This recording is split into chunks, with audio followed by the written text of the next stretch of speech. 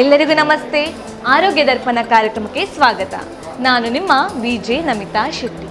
ದೇಹವೆಂಬ ದೇಗುಲದಲ್ಲಿ ಇರುವಂತಹ ಎರಡು ಕಣ್ಣುಗಳು ಹೊರ ಜಗತ್ತನ್ನು ನೋಡಬಲ್ಲದು, ಆದರೆ ಒಳ ಜಗತ್ತನ್ನು ಅಂದರೆ ದೇಹದ ಒಳಗಿರುವಂತಹ ಸಮಸ್ಯೆಯನ್ನು ನೋಡಲಾರದು. ಗಮನಿಸಬಲ್ಲದು, ಆದರೆ ಪರೀಕ್ಷಿಸಲಾರದು. ಈ ಒಳ ಜಗತ್ತನ್ನು ಪರೀಕ್ಷಿಸುವ, ರಕ್ಷಿಸುವ ಏಕೈಕ ಶಕ್ತಿ ಅಂದರೆ ವೈದ್ಯ ಶಕ್ತಿ. ಇಂದಿನ ಈ ಸಂಚಿಕೆಯಲ್ಲಿ ಎಂಡೋಕ್ರೈನಾಲಜಿ ಕುರಿತು ಮಾಹಿತಿ ಪಡೆಯೋಣ ಬನ್ನಿ.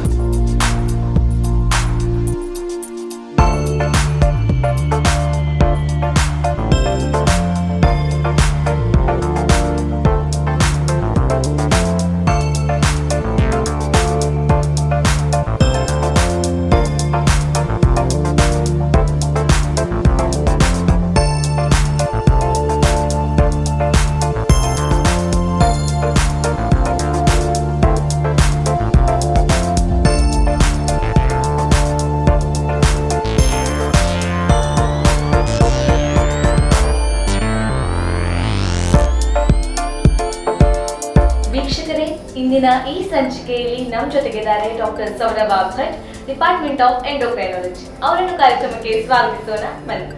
ಡಾಕ್ಟರ್ ನಮಸ್ತೆ, ಆರೋಗ್ಯ ದರ್ಪಣ ಕಾರ್ಯಕ್ರಮಕ್ಕೆ ಸ್ವಾಗತ. ಡಾಕ್ಟರ್, ಇದು ಡಿಪಾರ್ಟ್ಮೆಂಟ್ ಆಫ್ ಎಂಡೋಕ್ರೈನಾಲಜಿ. ಸೊ ಮೊಟ್ಟ ಮೊದಲ ಪ್ರಶ್ನೆ ಅಂದರೆ ಎಂಡೋಕ್ರೈನಾಲಜಿ ಅಂದರೆ ಏನು ಡಾಕ್ಟರ್? ಎಂಡೋಕ್ರೈನಾಲಜಿ ಅಂದರೆ ಇದೊಂದು ನ್ಯೂ ಬ್ರಾಂಚ್, ಒಂದು ಮೆಡಿಸಿನಲ್ಲಿ ಗ್ರಂಥಿಗಳಿರ್ತದಲ್ಲ, ಹಾರ್ಮೋನ್ ತಯಾರು ಮಾಡೋದು. ಸೊ ನಿರ್ನಾಳ ಗ್ರಂಥಿ ಅಂದರೆ ನಾಳ ಇಲ್ಲದ, ಡಕ್ಟ್ ಇಲ್ಲದ ಗ್ರಂಥಿಗಳ ಕಾಯಿಲೆ. ಹಾರ್ಮೋನ್ ಹೆಚ್ಚಿರ್ಬೋದು, ಕಡಿಮೆ ಇರ್ಬೋದು. ಆ ಕಾಯಿಲೆಗಳನ್ನು ಸಂಬಂಧಪಟ್ಟ ಬ್ರಾಂಚೆ ಎಂಡೋಕ್ರೈನಾಲಜಿ ಅಂತ ಹೇಳ್ಬೋದು. ಸೊ ಏನೆಲ್ಲ ಬರುತ್ತೆ ಎಂಡೋಕ್ರೈನಾಲಜಿ? ಓಕೆ, ಎಂಡೋಕ್ರೈನಾಲಜಿಯಲ್ಲಿ ಎಂಡೋಕ್ರೈನ್ ಗ್ಲ್ಯಾಂಡ್ಸ್ ಅಂದರೆ ಈಗ ತಲೆಯಿಂದ ಕಾಲ ತನಕ ನಾವು ಹೇಳೋದಾದ್ರೆ ಫಸ್ಟ್ ಪಿಟ್ಯೂಟ್ರಿ ಗ್ಲ್ಯಾಂಡ್ ಅಂತ ಬರ್ತದೆ, ಅದು ಬ್ರೈನಲ್ಲಿ. ಅದಕ್ಕೆ ನಾವು ಮಾಸ್ಟರ್ ಗ್ಲ್ಯಾಂಡ್ ಅಂತ ಹೇಳ್ತೇವೆ. ಅದರಿಂದ ಒಂದು ಸುಮಾರು 9 ಹಾರ್ಮೋನ್ಗಳು ತಯಾರಾಗ್ತದೆ. ಅದರಲ್ಲಿ 2 ಲೋಬ್ಸ್ ಇರ್ತದೆ ಪಿಟ್ಯೂಟ್ರಿ ಗ್ಲ್ಯಾಂಡ್. ಅದರಿಂದ ನಮ್ಮ ಯೌವನಕ್ಕೆ ಕಾಲಿಡುವಂಥದ್ದು ಸ್ಲೋ ಆಗ್ಬೋದು, ಫಾಸ್ಟ್ ಆಗ್ಬೋದು, ಪ್ಯೂಬರ್ಟಲ್ ಪ್ರಾಬ್ಲಮ್ಸ್ ಅಂತ ನಾವು ಹೇಳ್ತೇವೆ. ಸೊ ಪಿಟ್ಯೂಟ್ರಿ ಗ್ಲ್ಯಾಂಡ್ ಇದು ಟ್ಯೂಮರ್ಸ್ ಇರ್ತದೆ. So pituitary gland is the first gland. Next ಕೆಳಗೆ ನಾವು ಬರುವಾಗ ಕತ್ತಲ್ಲಿ ಈಗ ಥೈರಾಯ್ಡ್ ಗ್ಲ್ಯಾಂಡ್. ಥೈರಾಯ್ಡ್ ಆಲ್ಮೋಸ್ಟ್ ಎಲ್ರಿಗೆ ಗೊತ್ತಿದೆ, ಅರ್ಧಂಬರ್ಧ ಆದ್ರೂ ಎಲ್ರಿಗೆ ಗೊತ್ತಿದೆ ಥೈರಾಯ್ಡ್ ಬಗ್ಗೆ. ಥೈರಾಯ್ಡ್ ಹಾರ್ಮೋನ್ ಹೆಚ್ಚಿರ್ಬೋದು, ಕಡಿಮೆ ಆಗ್ಬೋದು, ಈ ತರ ಪ್ರಾಬ್ಲಮ್ಸ್. ಥೈರಾಯ್ಡ್ ಗ್ಲ್ಯಾಂಡ್ ಇದು ಹಿಂಭಾಗದಲ್ಲಿ ಥೈರಾಯ್ಡ್ಗೆ ಅಂಟಿಕೊಂಡೆ 4 ಗ್ಲ್ಯಾಂಡ್ಗಳಿದಾವೆ, ಪ್ಯಾರಾಥೈರಾಯ್ಡ್ ಗ್ಲ್ಯಾಂಡ್ಸ್ ಅಂತ. ಸೊ 4 ಪ್ಯಾರಾಥೈರಾಯ್ಡ್ ಗ್ಲ್ಯಾಂಡ್ಸ್ ಇದಾವೆ. So parathyroid gland third gland ನಾವು ಹೇಳ್ಬೋದು. ಮತ್ತೆ ಕೆಳಗೆ ನಾವು ಬಂದ್ರೆ ಈಗ ಪ್ಯಾಂಕ್ರಿಯಾಸ್ ಅಂದ್ರೆ ಅದು ಸ್ವಲ್ಪ ಡ್ಯುಯಲ್ ಗ್ಲ್ಯಾಂಡ್, 2 ಪಾರ್ಟ್ ಉಂಟು ಅದರಲ್ಲಿ. ಎಕ್ಸೋಕ್ರೈನ್ ಇದೆ, ಎಂಡೋಕ್ರೈನ್ ಇದೆ. ಪ್ಯಾಂಕ್ರಿಯಾಟಿಕ್ ಡಕ್ಟ್ ಅಂದರೆ ಅದರ ನಾಳಕ್ಕೆ ಎಕ್ಸೋಕ್ರೈನ್ ಸೆಕ್ರಿಷನ್ಸ್, ಲೈಪೇಸ್ ಹಾಗಿರೋದು, ಅದು ಬೇರೆ. ಅದರಲ್ಲಿ ಮಧ್ಯದಲ್ಲಿ ಎಂಡೋಕ್ರೈನ್ ಪಾರ್ಟ್ ಇದೆ, ಐಲೆಟ್ಸ್ ಆಫ್ ಲ್ಯಾಂಗರ್ ಹ್ಯಾನ್ಸ್ ಅಂತ ನಾವು ಹೇಳ್ತೇವೆ. ಸೊ ಅದರಿಂದ ಇನ್ಸುಲಿನ್ ತಯಾರಾಗ್ತದೆ, ಬೇರೆ ಹಾರ್ಮೋನ್ಗಳು ತಯಾರಾಗ್ತದೆ, ಅದರ ಒಂದು ಮುಖ್ಯ ಹಾರ್ಮೋನ್ ಅಂದರೆ ಇನ್ಸುಲಿನ್. ಸೊ ಇನ್ಸುಲಿನ್ಗೆ ಸಂಬಂಧಪಟ್ಟ ಕಾಯಿಲೆ ಕಡಿಮೆ ತಯಾರಾಗೋದು, ಅಥವಾ ಇನ್ಸುಲಿನ್ ತಯಾರಾದದ್ದು ಸರಿ ಕೆಲಸ ಮಾಡದಿದ್ದರೆ ಡಯಾಬಿಟಿಸ್ ಕಾಯಿಲೆ, ಸಕ್ಕರೆ ಕಾಯಿಲೆ, ಅದು ಎಲ್ರಿಗೂ ಗೊತ್ತಿದೆ. ಸೊ ಅದು ಒಂದು ಎಂಡೋಕ್ರೈನ್ ಡಿಸೀಸ್, ಡಯಾಬಿಟಿಸ್. ನೆಕ್ಸ್ಟ್ ಇನ್ನು ಕೆಳಗೆ ಈಗ ಗೊನಾಡ್ಸ್ ಅಂದರೆ ಟೆಸ್ಟಿಸ್ ಅಥವಾ ಓವರೀಸಲ್ಲಿ ಪ್ರಾಬ್ಲಮ್ಸ್, ಅಂದರೆ ಈಗ ಯೌವನಕ್ಕೆ ಸಂಬಂಧಪಟ್ಟದ್ದು. ಈಗ ಲೇಡೀಸಲ್ಲಿ ಆದರೆ ಮುಟ್ಟಾಗೋದು ಲೇಟ್ ಆದರೆ, ಅಥವಾ ಬೇಗ ಅಂದರೆ ಈ 3 ವರ್ಷ 4 ವರ್ಷದ ಮಕ್ಕಳಿಗೆ ಸಹ ಮುಟ್ಟಾದದ್ದನ್ನು ನಾವು ನೋಡಿದ್ದೇವೆ. ಅದಕ್ಕೆ ಪ್ರಿಕಾಷಸ್ ಪ್ಯೂಬರ್ಟಿ ಅಂತ ನಾವು ಹೇಳ್ತೇವೆ. ಸೊ ಆ ಪ್ಯೂಬರ್ಟಿಗೆ ಸಂಬಂಧಪಟ್ಟ ಕಾಯಿಲೆಗಳು ಗೊನಾಡ್ಸ್ ಇದು. ಮತ್ತು ಆಫ್ಕೋರ್ಸ್ ಅಲ್ಲಿದು ಬೇರೆ ಪ್ರಾಬ್ಲಮ್ಸ್, ಟ್ಯೂಮರ್ಸ್ ಎಲ್ಲ ಇದ್ದರೆ ಸಹ ನಾವು ಸ್ವಲ್ಪ ನೋಡ್ತೇವೆ, ಮತ್ತೆ ರೆಫರ್ ಮಾಡ್ತೇವೆ ನಾವು ಆಂಕೋಸರ್ಜನ್ಸಿಗೆ. ಸೊ ಈ ಎಲ್ಲ ಗ್ಲ್ಯಾಂಡ್ಸ್. ಮತ್ತು ಇನ್ನೊಂದು ಬೋನಿಗೆ ಸಂಬಂಧಪಟ್ಟದ್ದು ಸಹ ನಾವು ನೋಡ್ತೇವೆ. ಅಂದರೆ ಎಂಡೋಕ್ರೈನ್ ಗ್ಲ್ಯಾಂಡ್ ಅಲ್ಲದಿದ್ದರೂ ಮೂಳೆಯ ಅದರ ಆಸ್ಟಿಯೋಪೋರೋಸಿಸ್, ಮೂಳೆ ಕರಗದ ಹಾಗೆ ವಯಸ್ಸಾದಾಗ ಅಥವಾ ಮುಟ್ಟು ನಿಂತಾಗ ಲೇಡೀಸಲ್ಲಿ ಹಾರ್ಮೋನ್ಸ್ ಇದು ತುಂಬ ಅದರಲ್ಲಿ ಒಂದು ರೋಲ್ ಇದೆ, ಅಂದರೆ ಅದನ್ನು ಮೇಂಟೈನ್ ಮಾಡಲಿಕ್ಕೆ ಬೋನನ್ನು. ಸೊ ಬೋನ್ ಕರಗ್ತಾ ಬರುವಾಗ ಆಸ್ಟಿಯೋಪೋರೋಸಿಸ್ ಅಂತ ನಾವು ಹೇಳೋದು, ಅದು ಸಹ ಎಂಡೋಕ್ರೈನ್ ಕಾಯಿಲೆ ಅಂತ ನಾವು ಹೇಳಬಹುದು. ಓಕೆ ಡಾಕ್ಟರ್, ಈಗಾಗಲೇ ನೀವು ಹೇಳಿದ್ರಿ ನಮ್ಮ ಥೈರಾಯ್ಡ್ ಪ್ರಾಬ್ಲಮ್ ನಾವು ಕೇಳಿದ್ದೀವಿ, ಅದೇ ರೀತಿ ಡಯಾಬಿಟಿಸ್ ಕೂಡ ಕೇಳಿದ್ದೀವಿ. ಬಟ್ ಉಳಿದ ಗ್ಲ್ಯಾಂಡ್ಸ್ ಅಂದರೆ ಪಿಟ್ಯೂಟರಿ ಅಥವಾ ಬೇರೆ ಏನಾದರೂ ಹೇಳಿದ್ರು, ಅದರಿಂದ ಯಾವ ರೀತಿ ಸಮಸ್ಯೆ ಆಗ್ಬೋದು? ಓಕೆ, ಈಗ ಪಿಟ್ಯೂಟ್ರಿ ಗ್ಲ್ಯಾಂಡಲ್ಲಿ ತುಂಬ ಹಾರ್ಮೋನ್ ತಯಾರಾಗ್ತದೆ. ಒಂದು ಹೇಳ್ಬೋದು ನಾವು ಗ್ರೋತ್ ಹಾರ್ಮೋನ್ ದೊಡ್ಡವರಲ್ಲೂ ತಯಾರಾಗ್ತದೆ, ಆದರೆ ಮೇನ್ ಅದರ ರೋಲ್ ಮಕ್ಕಳಲ್ಲಿ, ಚಿಕ್ಕ ಮಕ್ಕಳಲ್ಲಿ ಉದ್ದ ಆಗಲಿಕ್ಕೆ, ಅವರು ಬೆಳೀಲಿಕ್ಕೆ ಅದರದ್ದು ಇಂಪಾರ್ಟೆಂಟ್ ಒಂದು ರೋಲ್ ಇದೆ ಅದರಲ್ಲಿ. ಅಂದರೆ ಅದು ಸರಿಯಾಗಿ ತಯಾರಾಗದಿದ್ರೆ ಮಕ್ಕಳು ಸರಿ ಉದ್ದ ಬೆಳೆಯುವುದಿಲ್ಲ. ಈಗ ಥೈರಾಯ್ಡ್ ಹಾರ್ಮೋನ್ ಕಡಿಮೆ ಇದ್ರೆ ಸಹ ಮಕ್ಕಳು ಉದ್ದ ಬೆಳೆಯುವುದಿಲ್ಲ, ಅವ್ರ ಬುದ್ಧಿಶಕ್ತಿ ಸಹ ಎಫೆಕ್ಟ್ ಆಗ್ಬೋದು. ಆದರೆ ಗ್ರೋತ್ ಹಾರ್ಮೋನ್ ಕಮ್ಮಿ ಇದ್ರೆ ಉದ್ದ ಆಗ್ತಾರೆ, ಬುದ್ಧಿಶಕ್ತಿ ಎಲ್ಲ ಸರಿ ಇರ್ತದೆ, ಆದರೆ ಉದ್ದ ಆಗೋದು ಟೈಮಿಗೆ ಆಗೋದಿಲ್ಲ. ಸೊ ಈ ಪೇಷಂಟ್ಸ್ ನಮ್ಮ ಹತ್ರ, ಅಂದರೆ ಈ ಪೇಷಂಟ್ಸ್ ಇದು ತಂದೆ ತಾಯಿ ನಮ್ಮ ಹತ್ರ ಕರ್ಕೊಂಡು ಬರ್ತಾರೆ ಪೇಷಂಟ್ಸ್ ಅಂತ, ಬೆಳೀತಾ ಇಲ್ಲ ಮಕ್ಕಳು ಹಾಗೆ. ಸೊ ನಾವು ಆ ಗ್ರೋತ್ ಹಾರ್ಮೋನ್ ಕಮ್ಮಿ ಇದ್ದರೆ ಅದಕ್ಕೆ ಬಹಳ ಟೆಸ್ಟ್ಗಳಿದ್ದಾವೆ, ಮತ್ತು ನಾವು ಬ್ರೈನಿದು ಸ್ಕ್ಯಾನಿಂಗ್ ಮಾಡಿ ನೋಡಬೇಕು ಪಿಟ್ಯೂಟ್ರಿಯಲ್ಲಿ ಸಮಸ್ಯೆ ಇದೆ ಅಂತ. ಉದ್ದ ಬೆಳೆಯೋದಕ್ಕೆ ನಾವು ಗ್ರೋತ್ ಹಾರ್ಮೋನ್ ಇಂಜೆಕ್ಷನ್ಸ್ ಕೊಡ್ತೇವೆ. ಅಂದರೆ ಇನ್ಸುಲಿನ್ ಹಾರ್ಮೋನ್ ಕೊಟ್ಟ ಹಾಗೆ ಗ್ರೋತ್ ಹಾರ್ಮೋನ್ ಸಹ ನಾವು ಡೈಲಿ ಒಂದೊಂದು ಇಂಜೆಕ್ಷನ್ ಕೊಟ್ಟು ಉದ್ದ ಆಗಲಿಕ್ಕೆ ನಾವು ಟ್ರೀಟ್ಮೆಂಟ್ ಕೊಡ್ತೇವೆ ಹಾಗೆ. ಡಾಕ್ಟರ್, ಈಗ ನಾವು ಉದ್ದ ಆಗುವಂಥದ್ದು ಒಂದಷ್ಟು ವಯಸ್ಸಿನವರೆಗೆ ಮಾತ್ರ, ಅದಾದ ನಂತರ ಪಿಟ್ಯೂಟರಿ ಗ್ಲ್ಯಾಂಡ್ ಇದು ಫಂಕ್ಷನ್ ಏನು ಹಾಗಾದ್ರೆ? ಹೌದು, ಇಂಪಾರ್ಟೆಂಟ್ ಕ್ವೆಶ್ಚನ್. ಅಂದರೆ ಗ್ರೋತ್ ಹಾರ್ಮೋನ್ ಈಗ ಉದ್ದ ಆಗೋದು ನಿಂತ ಮೇಲೆ ಸಹ ದೊಡ್ಡವರಲ್ಲಿ ಸಹ ಅದರದ್ದೊಂದು ಇಂಪಾರ್ಟೆಂಟ್ ರೋಲ್ ಇದೆ. ಅಂದರೆ ನಮ್ಮ ಕೊಲೆಸ್ಟ್ರಾಲ್ ಲೆವೆಲನ್ನು ಮೇಂಟೈನ್ ಮಾಡೋದು, ಮತ್ತು ಲೀನ್ ಬಾಡಿ ಮಾಸ್ ಅಂತ ಹೇಳೋದು, ನಮ್ಮ ಮಸಲ್ಸ್ ಇದು ಸ್ಟ್ರೆಂಗ್ತಿಗೆ ಎಲ್ಲ ಗ್ರೋತ್ ಹಾರ್ಮೋನ್ ಮುಖ್ಯ. ಆದರೆ ಸ್ವಲ್ಪ ಗ್ರೋತ್ ಹಾರ್ಮೋನ್ ಟ್ರೀಟ್ಮೆಂಟ್ ಎಲ್ಲ ಕಡೆ ಲಭ್ಯವಿಲ್ಲ, ಹಾಗಾಗಿ ಉದ್ದಾಗುವುದಕ್ಕೆ ಮಾತ್ರ ನಾವು ಅದನ್ನು ಉಪಯೋಗಿಸ್ತೇವೆ. ಮತ್ತು ವಯಸ್ಸಾದವರಿಗೆ ನಮ್ಮ ದೇಶದಲ್ಲಿ ಇನ್ನೂ ಸಹ ನಾವು ದೊಡ್ಡವರಲ್ಲಿ ಸಹ ಅದು ಕಮ್ಮಿ ಇದ್ದರೆ, ಗ್ರೋತ್ ಹಾರ್ಮೋನ್ ಡೆಫಿಷಿಯನ್ಸಿ ಕಡಿಮೆ ಇದ್ದರೆ ನಾವು ಟ್ರೀಟ್ಮೆಂಟ್ ಅದಕ್ಕೆ ಈಗ ಕೊಡೋದಿಲ್ಲ. ಅಂದರೆ ಕೊಡಲೇಬೇಕು ಮ್ಯಾಂಡೇಟ್ರಿ ಅಂತಿಲ್ಲ, ಕೊಟ್ಟರೆ ಕ್ವಾಲಿಟಿ ಆಫ್ ಲೈಫ್ ಇಂಪ್ರೂವ್ ಆಗ್ತದೆ ಅಂತ ಹಾಗೆ ಹೇಳ್ತಾರೆ. ಸೊ ಅದರಲ್ಲಿ ಇಂಪಾರ್ಟೆಂಟ್ ರೋಲ್ ಇದೆ. ಓಕೆ, ಅದು ಪಿಟ್ಯೂಟರಿ ಗ್ಲ್ಯಾಂಡ್ಗೆ ಏನಾದರೂ ಒಂದು ಮೆಡಿಸಿನ್ ಕೊಟ್ಟು ಒಂದಷ್ಟು ಇನ್ನಷ್ಟು ಏನಾದರೂ ಡಿಫ್ರೆನ್ಸ್ ಮಾಡ್ಲಿಕ್ಕೆ ಆಗುತ್ತಾ ಕಂಪೇರ್ ಟು ಲೆಂತ್? ಪಿಟ್ಯೂಟರಿ ಗ್ಲ್ಯಾಂಡಿಗೆ ಅಂತ ಅಲ್ಲ, ಈಗ ಪಿಟ್ಯೂಟರಿ ಗ್ಲ್ಯಾಂಡಲ್ಲಿ ಅದು ಗ್ರೋತ್ ಹಾರ್ಮೋನ್ ಒಂದು ಭಾಗ. ನೆಕ್ಸ್ಟ್ ಅದರಲ್ಲಿ ಪ್ರೊಲ್ಯಾಕ್ಟಿನ್ ಅಂತ ಹಾರ್ಮೋನ್ ತಯಾರಾಗ್ತದೆ ಆಂಟೀರಿಯರ್ ಲೋಬಲ್ಲಿ. ಆ ಪ್ರೊಲ್ಯಾಕ್ಟಿನ್ ಎಂಥದಕ್ಕೆ ಬೇಕು ಅಂದರೆ, ನಾರ್ಮಲಿ ಅದು ತಾಯಿಗೆ ಹಾಲು ತಯಾರು ಮಾಡಲಿಕ್ಕೆ ಮಗು ಆದಾಗ ಪ್ರೊಲ್ಯಾಕ್ಟಿನ್ ಹಾರ್ಮೋನ್ ಮುಖ್ಯ. ಆದರೆ ಪ್ರೊಲ್ಯಾಕ್ಟಿನ್ ಹಾರ್ಮೋನ್ ಅದು ಟ್ಯೂಮರ್ ಬರ್ಬೋದು, ಪ್ರೊಲ್ಯಾಕ್ಟಿನ್ ತಯಾರು ಮಾಡುವ ಸೆಲ್ಸ್ ಇದು. ಆಗ ಮಗು ಆಗದಿದ್ದವರಿಗೆ ಸಹ ಹಾಲು ತಯಾರಾಗಲಿಕ್ಕೆ ಶುರು ಆಗ್ತದೆ. ಹಾಗೆ ಅವರು ನಮ್ಮ ಹತ್ರ ಬರ್ತಾರೆ, ಅಥವಾ ಮುಟ್ಟು ಬೇಗ ಆಗ್ಬೋದು, ಲೇಟ್ ಆಗ್ಬೋದು. ಸೊ ಅದರಲ್ಲಿ ಟ್ಯೂಮರ್ ಇದ್ದರೆ ಅದಕ್ಕೆ ನಾವು ಒಂದು ಮಾತ್ರೆ ಕೊಡ್ತೇವೆ. ಅದು ಮಾತ್ರೆಗೆ ರೆಸ್ಪಾಂಡ್ ಆಗದಿದ್ದರೆ ನಾವು ನ್ಯೂರೋ ಸರ್ಜನಿಗೆ ರೆಫರ್ ಮಾಡ್ತೇವೆ, ಅವರು ಅದಕ್ಕೆ ಆಪ್ರೇಟ್ ಮಾಡ್ತಾರೆ. ಸೊ ಅದು ಸೆಕೆಂಡ್. ಮತ್ತು LH-FSH ಅಂತ ಹಾರ್ಮೋನ್ಸ್ ಇದೆ, ಅದು ನಾನೀಗ ಹೇಳಿದ ಹಾಗೆ ಪ್ಯೂಬರ್ಟಿ ಯೌವನಕ್ಕೆ ಅವರು ಕಾಲಿಡುವುದು ಲೇಟ್ ಆಗ್ಬೋದು, ಅಥವಾ ಅಗತ್ಯಕ್ಕಿಂತ ಬೇಗ ಆಗ್ಬೋದು.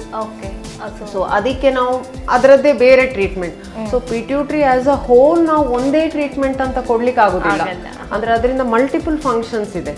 ಪೋಸ್ಟೀರಿಯರ್ ಪಿಟ್ಯೂಟ್ರಿ ಅಂತ ಇದೆ, 2 ಲೋಬ್ಸ್ ಇದೆ. ಆ ಪೋಸ್ಟೀರಿಯರ್ ಪಿಟ್ಯೂಟ್ರಿಯಿಂದ ಈಗ ಯೂರಿನ್ ಸರಿಯಾಗಿ ಹೋಗೋದು, ನಾವು ಬಾಡಿಯಲ್ಲಿರುವ ನೀರು ಸರಿಯಾಗಿ ಆ ಬ್ಯಾಲೆನ್ಸ್, ವಾಟರ್ ಬ್ಯಾಲೆನ್ಸ್ ಮೇಂಟೈನ್ ಮಾಡುವ ಒಂದು ಹಾರ್ಮೋನ್ ಇದೆ. ಅದು ಸ್ವಲ್ಪ ಪ್ರಾಬ್ಲಮ್ ಆದರೆ, ಈಗ ಸರ್ಜರಿ ಏನಾದರೂ ಅಲ್ಲಿ ಟ್ಯೂಮರ್ ಆಯಿತು ತೆಗೆದ ಮೇಲೆ ಅದರ ಪ್ರಾಬ್ಲಮ್ ಆಗ್ತದೆ. ಅದು ವ್ಯಾಸೋಪ್ರೆಸಿನ್ ಅಂತ ಒಂದು ಹಾರ್ಮೋನ್. ಹಾಗೆ ಬಹಳಷ್ಟು ಹಾರ್ಮೋನ್ಗಳಿದ್ದಾವೆ. ಮೈನ್ ಒಂದು ಕಾರ್ಟಿಸಾಲ್ ಅಂತ. ಕಾರ್ಟಿಸಾಲ್ ಅಲ್ಲಿಂದ ತಯಾರಾಗುದಲ್ಲ, ಅಲ್ಲಿಂದ ಆ ಕಾರ್ಟಿಸಾಲ್ ಅನ್ನು ಸ್ಟಿಮ್ಯುಲೇಟ್ ಮಾಡುವ ಒಂದು ಹಾರ್ಮೋನ್ ತಯಾರಾಗ್ತದೆ, ACTH ಅಂತ. ಸೊ ಪಿಟ್ಯೂಟ್ರಿ ಏನಾದರೂ ಟ್ಯೂಮರ್ ಇದ್ರೆ ಅದು ತೆಗೆದ್ರೆ ಆ ಕಾರ್ಟಿಸಾಲ್ ಕೂಡ ಕಮ್ಮಿ ಆಗ್ತದೆ. ಅದಕ್ಕೆ ಮಾತ್ರೆ ಕೊಡ್ಬೇಕು. ಹೌದು, ಬಹಳ ಅದು ಮಾಸ್ಟರ್ ಗ್ಲ್ಯಾಂಡ್. ಅದು ಇರುವುದು ಇಷ್ಟು ಚಿಕ್ಕದು, 1 ಸೆಂಟಿಮೀಟರ್ಗಿಂತ ಕಮ್ಮಿ, ಆದ್ರೆ ಅದಕ್ಕೆ ಅಷ್ಟು ಫಂಕ್ಷನ್ಸ್ ಇದೆ. ಮೂರ್ತಿ ಚಿಕ್ಕದಾದ್ರೂ ಕೀರ್ತಿ ದೊಡ್ಡದು ಅಂತ ಹೇಳ್ತಾರೆ. ಮ್ಯಾಮ್, ಥೈರಾಯ್ಡ್ ಗ್ಲ್ಯಾಂಡ್ ಬಗ್ಗೆ ಈಗಾಗಲೇ ನಾವು ಮಾತಾಡಿದ್ವಿ. ಈ ಥೈರಾಯ್ಡ್ ಗ್ಲ್ಯಾಂಡ್ ಇಂದ ಯಾವ ರೀತಿ ಪ್ರಾಬ್ಲಮ್ಸ್ ಬರುತ್ತೆ? ಥೈರಾಯ್ಡ್ ಹಾರ್ಮೋನ್ ಥೈರಾಯ್ಡ್ ಗ್ಲ್ಯಾಂಡ್ ಇಂದ ತಯಾರಾಗ್ತದೆ. ಅದು ಎಲ್ಲರ ಬಾಡಿಯಲ್ಲಿ ಸ್ವಲ್ಪ ಅಮೌಂಟ್ ಅಲ್ಲಿ ತಯಾರಾಗ್ತಾ ಇರ್ತದೆ ಡೈಲಿ. ಸೊ ಅದು ಕಮ್ಮಿ ತಯಾರಾದ್ರೆ ಹೈಪೋಥೈರಾಯ್ಡಿಸಮ್ ಅಂತ ಕಾಯಿಲೆ ಬರ್ತದೆ. ಅದು ಅಗತ್ಯಕ್ಕಿಂತ ಹೆಚ್ಚು ತಯಾರಾದ್ರೆ ಅಥವಾ ಬ್ಲಡ್ಡಿಗೆ ಹೆಚ್ಚು ರಿಲೀಸ್ ಆದ್ರೆ ಅದಕ್ಕೆ ನಾವು ಥೈರೋಟಾಕ್ಸಿಕೋಸಿಸ್ ಅಂತ ಹೇಳ್ತೇವೆ. ಅದರಲ್ಲಿ ಹೈಪರ್ ಥೈರಾಯ್ಡಿಸಮ್ ಅಂತ ಇರ್ಬೋದು, ಥೈರಾಯ್ಡೈಟಿಸ್, ಅದರಲ್ಲಿ ಬೇರೆ ಟೈಪ್ಸ್ ಇದೆ, ವಿಭಾಗಗಳಿವೆ. ಆದರೆ ಮೇನ್ಲಿ ಹೈಪರ್ ಆ್ಯಂಡ್ ಹೈಪೋಥೈರಾಯ್ಡಿಸಮ್. ಆಮೇಲೆ ಇನ್ನೊಂದು ಥರದ್ದು ಅಂದರೆ ಥೈರಾಯ್ಡ್ ನೋಡ್ಯೂಲ್. ಅದರಲ್ಲಿ ಒಂದು ಚಿಕ್ಕ ಒಂದು ಗುಳ್ಳೆ ಥರ, ಗಡ್ಡೆ ಥರ ಬರೋದು ಥೈರಾಯ್ಡ್. ಅದರಿಂದ ಅದು ಒಂದು ಬೆನೈನ್ ಇರ್ಬೋದು, ಜಾಸ್ತಿ ಬೆಳೆಯದ ಹಾಗೆ ಒಂದು ಸಿಂಪಲ್ ನೋಡ್ಯೂಲ್ ಇರ್ಬೋದು. ಸಿಸ್ಟ್ ಇರ್ಬೋದು ಅಥವಾ ಒಂದು ಕ್ಯಾನ್ಸರೇ ಇರ್ಬೋದು, ಥೈರಾಯ್ಡ್ ಕ್ಯಾನ್ಸರ್. ಅದರಲ್ಲೂ ಸುಮಾರು ಥರದಿದೆ thyroid cancer. Thyroid cancer endocrinology department ಅಲ್ಲಿ ನಾವು ಕ್ಯೂರ್ ಮಾಡ್ತೀವಿ. ಕ್ಯೂರ್ ಅಂತ ಹೇಳಲಿಕ್ಕಾಗಲ್ಲ. ನಾವು ಆ್ಯಕ್ಚುಲಿ ಕ್ಯಾನ್ಸರ್ ಜಾಸ್ತಿ ನಾವು ಅದರದ್ದು ಟ್ರೀಟ್ಮೆಂಟ್ ನಾವು ಕೊಡೋದಿಲ್ಲ, ಅದು ಆಪರೇಷನ್ನೇ ಅದರ ಟ್ರೀಟ್ಮೆಂಟ್. ಸೊ ನಾವು ಆಂಕೋ ಸರ್ಜನ್ಸಿಗೆ ಅದನ್ನು ಪೇಷಂಟನ್ನು ರೆಫರ್ ಮಾಡ್ತೇವೆ. ಹೌದು. ಓಕೆ ಮ್ಯಾಮ್, ಈಗ ಹೈಪರ್ ಥೈರಾಯ್ಡಿಸಮ್ ಬಗ್ಗೆ ಹೇಳಿದ್ರಿ ಆ್ಯಂಡ್ ಹೈಪೋಥೈರಾಯ್ಡಿಸಮ್ ಬಗ್ಗೆನೂ ಹೇಳಿದ್ರಿ. ಸೊ ಇದರ ಬಗ್ಗೆ ವಿವರ ನೀಡೋದಾದ್ರೆ ಅಂದರೆ ಹೈಪರ್ ಥೈರಾಯ್ಡಿಸಮ್ ಅಂದರೆ ಥೈರಾಯ್ಡ್ ಗ್ಲ್ಯಾಂಡಿಂದ ನಾರ್ಮಲ್ಗಿಂತ ಹೆಚ್ಚು ತಯಾರಾಗೋದು ಹಾರ್ಮೋನ್. ಅದರಲ್ಲಿ ಬೇರೆ ಬೇರೆ 2 ಥರದ್ದಿದೆ. ಒಂದು ಗ್ರೇವ್ಸ್ ಡಿಸೀಸ್ ಅಂತ, ಅದು ಒಂದು ಥರದ ಆ್ಯಂಟಿಬಾಡಿ ಥೈರಾಯ್ಡ್ ಗ್ಲ್ಯಾಂಡಲ್ಲಿ ಹಾರ್ಮೋನನ್ನು ಜಾಸ್ತಿ ತಯಾರು ಮಾಡುವ ಹಾಗೆ ಮಾಡೋದು, ಅದಕ್ಕೆ ನಾವು ಗ್ರೇವ್ಸ್ ಡಿಸೀಸ್ ಅಂತ ಹೇಳ್ತೇವೆ. ಇನ್ನೊಂದು ಮಲ್ಟಿನೋಡ್ಯುಲರ್ ಗಾಯ್ಟರ್, ಅಂದರೆ ತುಂಬ ಬೇರೆ ಬೇರೆ ಗುಳ್ಳೆಗಳು ನಾಡ್ಯೂಲ್ಸ್ ಥರ ಇರ್ತದೆ, ಅದರಿಂದ ಕೆಲವುದರಿಂದ ಥೈರಾಯ್ಡ್ ಹಾರ್ಮೋನ್ ಹೆಚ್ಚು ತಯಾರಾಗ್ತಾ ಇರ್ತದೆ, ಮಲ್ಟಿನೋಡ್ಯುಲರ್ ಗಾಯ್ಟರ್. ಸೊ ಈ 2 ಥರದ್ದು. ಮೂರನೇದಂದರೆ ಥೈರಾಯ್ಡೈಟಿಸ್, ಅಂದರೆ ಅದು ಒಂದು ಥೈರಾಯ್ಡ್ ಇದು ಒಂದು ಇನ್ಫೆಕ್ಷನ್ ಥರ. ಆಗ ಅದರಿಂದಾಗಿ ಥೈರಾಯ್ಡ್ ಗ್ಲ್ಯಾಂಡಲ್ಲಿರುವ ಸ್ಟೋರ್ಸ್ ಬ್ಲಡ್ಡಿಗೆ ಒಮ್ಮೆಲೆ ರಿಲೀಸ್ ಆಗಿ ಬ್ಲಡ್ಡಲ್ಲಿ ಥೈರಾಯ್ಡ್ ಹಾರ್ಮೋನ್ ಹೆಚ್ಚಾಗ್ತದೆ, ಅದಕ್ಕೆ ನಾವು ಸಬ್ಅಕ್ಯೂಟ್ ಥೈರಾಯ್ಡೈಟಿಸ್. ಸೊ ಅದಕ್ಕೆ ನಾವು ಹೈಪರ್ ಥೈರಾಯ್ಡಿಸಮ್ ಅಂತ ಹೇಳೋದಿಲ್ಲ, ಅಂದರೆ ಹಾರ್ಮೋನ್ ಜಾಸ್ತಿ ತಯಾರಾಗೋದಿಲ್ಲ, ಆದರೆ ಹಾರ್ಮೋನ್ ಸ್ಟೋರ್ಸ್ ಇದ್ದದ್ದು ಒಮ್ಮೆಲೆ ಬ್ಲಡ್ಗೆ ರಿಲೀಸ್ ಆಗ್ತದೆ. ಸೊ ಅದನ್ನ ಪೇಷಂಟ್ಸಿಗೆ ಸಿಂಪ್ಟಮ್ಸ್ ಬರ್ತದೆ. ಸೊ ಅದಕ್ಕೆ ಸಹ ನಾವು ಸ್ವಲ್ಪ ಟ್ರೀಟ್ಮೆಂಟ್ ಕೊಡಬೇಕಾಗ್ತದೆ. ನಮಗಾಗಲಿ ಇನ್ಫೆಕ್ಷನ್ ಬಗ್ಗೆ ಹೇಳಿದ್ರಿ, ಸೊ ಆಂಟಿಬಯೋಟಿಕ್ಸ್ ಇಂದ ಅದನ್ನು ಸರಿ ಮಾಡೋಕ್ಕಾಗುತ್ತೆ? ಅದು ಇನ್ಫೆಕ್ಷನ್ ಥರ, ಅದು ಇನ್ಫ್ಲಮೇಷನ್. ಸೊ ಥೈರಾಯ್ಡೈಟಿಸ್ ಅಲ್ಲಿ ಬಹಳ ಥರ ಇದೆ. ಸೊ ಅದರಲ್ಲಿ ವೈರಲ್ ಥೈರಾಯ್ಡೈಟಿಸ್, ಅದಕ್ಕೆ ಸ್ಪೆಸಿಫಿಕ್ ಒಂದು ಆಂಟಿಬಯೋಟಿಕ್ ಇಲ್ಲ. ವೈರಲ್ ಟ್ರೀಟ್ಮೆಂಟ್ಗೆ ನಾವು ಜಸ್ಟ್ ನೋವಿಗೆ ಅದರ ಜ್ವರ ಏನಾದರೂ ಬಂದರೆ ಕಮ್ಮಿ ಮಾಡುವಂಥದ್ದು. ಇದು ಸಬ್ಅಕ್ಯೂಟ್ ಥೈರಾಯ್ಡೈಟಿಸ್ ಅಲ್ಲಿ ಥೈರಾಯ್ಡ್ ಹಾರ್ಮೋನ್ ಬ್ಲಡ್ ಅಲ್ಲಿ ಜಾಸ್ತಿ ಆಗುತ್ತೆ, ಅಂದ್ರೆ ಥೈರಾಯ್ಡ್ ಸೆಲ್ಸ್ ಅದರಲ್ಲಿ ಸ್ವಲ್ಪ ಥೈರಾಯ್ಡ್ ಹಾರ್ಮೋನ್ ಸ್ಟಾಕ್ ಇರ್ತದೆ. ಒಂದು 2 ತಿಂಗಳಿಗೆ ಬೇಕಾಗುವಷ್ಟು ರಿಸರ್ವ್ ಯಾವಾಗಲೂ ಥೈರಾಯ್ಡ್ ಗ್ಲ್ಯಾಂಡ್ ಅಲ್ಲಿ ಇರ್ತದೆ.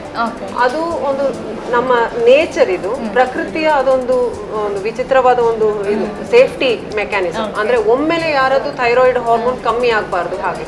ಆದ್ರೆ ಆ ಇನ್ಫೆಕ್ಷನ್ ಇಂದ ಅದು ಡಿಸ್ಟ್ರಾಯ್ ಆದ್ರೆ ಒಮ್ಮೆನೆ ರಕ್ತಕ್ಕೆ ಎಲ್ಲ ಹಾರ್ಮೋನ್ ರಿಲೀಸ್ ಆಗ್ತದೆ. ಇದು ಯಾವ ಆಂಟಿಬಯೋಟಿಕ್ ಇಂದ ಕಮ್ಮಿ ಆಗೋದಿಲ್ಲ. ಮ್ಯಾಮ್, ಈಗ ನಮ್ಮ ದೇಹದ ಒಳಗಡೆ ಯಾವ ರೀತಿ ಸಮಸ್ಯೆ ಆದ ಕಾರಣ ಹೈಪರ್ ಥೈರಾಯ್ಡಿಸಮ್ ಬರುತ್ತೆ ಅಂತ ನೀವು ಹೇಳಿದ್ರಿ. ಅದೇ ಹೊರಗಡೆ ಅಂದರೆ ನಾವು ನಾರ್ಮಲ್ ಲೈಫಲ್ಲಿ ಏನು ಮಾಡಿದ ಕಾರಣ ಈ ಹೈಪರ್ ಥೈರಾಯ್ಡಿಸಮ್ ಬರುತ್ತೆ? ಅದಕ್ಕೆ ಹೆಚ್ಚಾಗಿ ಈಗ ಜೆನೆಟಿಕ್, ಅದು ನಾವು ಹೇಳಲಿಕ್ಕೆ ಆಗೋದಿಲ್ಲ. ಫ್ಯಾಮಿಲಿಯಲ್ಲಿ ಇದ್ರೆ ಇಲ್ಲದಿದ್ರೂ ಬರ್ಬೋದು.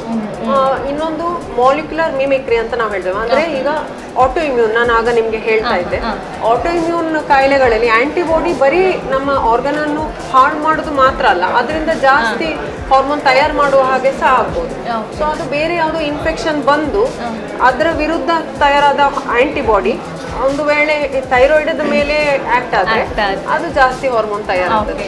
ಸ್ವಲ್ಪ ಪ್ರೆಸಿಪಿಟೇಟಿಂಗ್ ಫ್ಯಾಕ್ಟರ್ಸ್ ಅಂತ ಹೇಳ್ತೇವೆ. ಈಗ ಸ್ಟ್ರೆಸ್, ಮತ್ತೆ ಡೆಲಿವರಿ ಆದ ನಂತರ ಪೋಸ್ಟ್ ಪಾರ್ಟಮ್ ಪೀರಿಯಡ್ ಅಲ್ಲಿ ಈ ಗ್ರೇವ್ಸ್ ಡಿಸೀಸ್ ಬರುವ ಚಾನ್ಸ್ ಜಾಸ್ತಿ. ಸಿವಿಯರ್ ಸ್ಟ್ರೆಸ್ ಅಂದ್ರೆ ಈಗ ಯಾರಾದರೂ ಕ್ಲೋಸ್ ಸಂಬಂಧಿಕರನ್ನು ಕಳ್ಕೊಂಡ್ರೆ ಬಹಳ ದುಃಖ, ಸೈಕಲಾಜಿಕಲ್ ಸ್ಟ್ರೆಸ್ ಇದ್ರೆ ಸಹ ಅವರಿಗೆ ಆ ಜೆನೆಟಿಕ್ ರಿಸ್ಕ್ ಇದ್ರೆ ಅದು ಕಾಣಿಸ್ಕೊಳ್ಬಹುದು. ಸೊ ಈ ಸ್ಟ್ರೆಸ್ ಅನ್ನೋದು ಆಲ್ಮೋಸ್ಟ್ ಎಲ್ಲ ಕಾಯಿಲೆಗಳಿಗೂ ಕಾರಣ ಆಗುತ್ತೆ ನನ್ನ ಪ್ರಕಾರ. ಡೆಫಿನೆಟ್ಲಿ, ಅಂದ್ರೆ ಈಗ ಹೊಸ ಹೊಸ ಕಾಯಿಲೆಗಳಿಗೂ ಅದಕ್ಕೆ ರಿಲೇಷನ್ ಇದೆ. ಅಂದ್ರೆ ನಮ್ಮ ಬಾಡಿದು, ನಮ್ಮ ಹಾರ್ಮೋನ್ಸ್ಗೆ, ಬ್ರೈನ್ ಹೇಗೆ ಫಂಕ್ಷನ್ ಆಗ್ತದೆ, ಇಮ್ಯುನಿಟಿ ಎಲ್ಲದಕ್ಕೆ ಸಹ ಎಫೆಕ್ಟ್ ಆಗ್ತದೆ. ಓಕೆ, ಸೊ ಒಂದು ಹೇಳ್ಬೋದು ಸ್ಟ್ರೆಸ್ ಅನ್ನು ಆದಷ್ಟು ಕಮ್ಮಿ ಮಾಡಿ. Correct, definitely.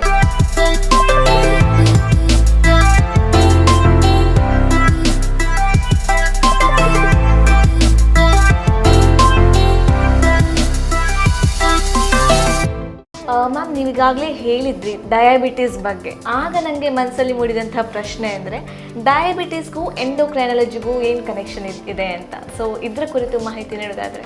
Okay, diabetes is part of endocrinology. ಅಂದರೆ ಕನೆಕ್ಷನ್ ಅಂತಾನೆ ಹೇಳಲಿಕ್ಕಾಗಲ್ಲ ನಮಗೆ, ಅದು ಪಾರ್ಟ್ ಆಫ್ ವೆರಿ ಮಚ್ ಒಂದು ಇಂಪಾರ್ಟೆಂಟ್ ಕಾಯಿಲೆ. ಆ್ಯಕ್ಚುಲಿ ಮೊದಲು ಬರೀ ಡಯಾಬಿಟಾಲಜಿಸ್ಟ್ ಅಂತ ಹೇಳ್ತಾ ಇದ್ರು, ಹಾಗಾಗಿ ಆ ಎಂಡೋಕ್ರೈನಾಲಜಿಸ್ಟ್ ಅಂತ ಟರ್ಮ್ ಜನರಿಗೆ ಹೊಸತ್ತು, ಇನ್ನೂ ಸಹ ಅವರಿಗೆ ಗೊತ್ತಿಲ್ಲ ಅದರ ಬಗ್ಗೆ. ಹಾಗೆ ಎಂಡೋಕ್ರೈನಾಲಜಿಯಲ್ಲಿ ನಿರ್ನಾಳ ಗ್ರಂಥಿಗಳ ಕಾಯಿಲೆ ಅಲ್ಲ, ಹಾಗೆ ಪ್ಯಾಂಕ್ರಿಯಾಸ್ ಅಲ್ಲಿ ಆ ಗ್ರಂಥಿ ಇದೆ ಅಲ್ಲ, ಐಲೆಟ್ಸ್ ಆಫ್ ಲ್ಯಾಂಗರ್ ಹ್ಯಾನ್ಸ್ ಅಂತ, ಪ್ಯಾಂಕ್ರಿಯಾಸ್ ಅಲ್ಲಿ ಮಧ್ಯದಲ್ಲಿ ಈ ಬೀಟಾ ಸೆಲ್ಸ್ ಅಂತ ಇನ್ಸುಲಿನ್ ತಯಾರು ಮಾಡ್ತದೆ.